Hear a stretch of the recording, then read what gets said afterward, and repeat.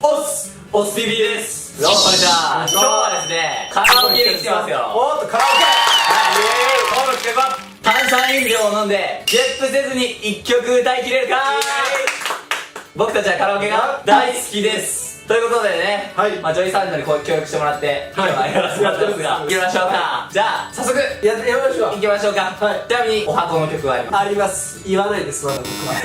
言わないですけど、あります。ありますか？僕はワンオクロックが大好きです。おーっと。じゃあ行きましょうか。せーほい。どうも中でーす。開く川の表紙、卒業写真のあの人は優しい目をしてる。卒業写真の面影。さあいけるぞーと思ったけどな。はい、どうも、リギアです。それでは行ってまいりましょう。絶対に俺はいける。175杯目です。この街を出て行くことに続きが今も捨てきれないか。耳を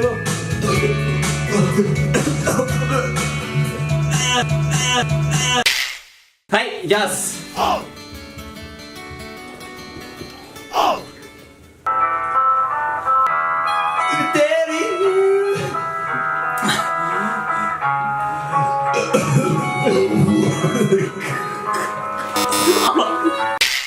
僕はね、確実に歌い切ることができます。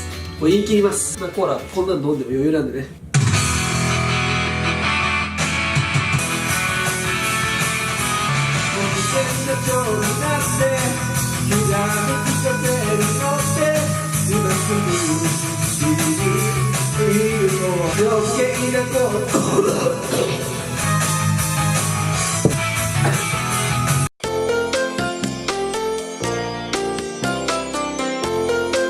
ということでね、はい、いやわかりました。結構難しいね。結構どころじゃなかったでしょ。俺たちだってカットされてると思いますけど、100テイクはやってるでしょ。100テイク。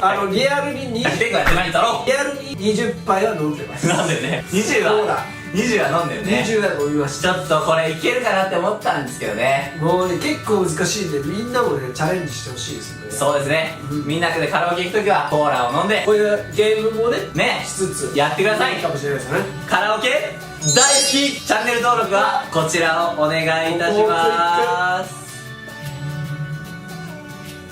スマホの方はここをクリック、 PC の方はここをクリック、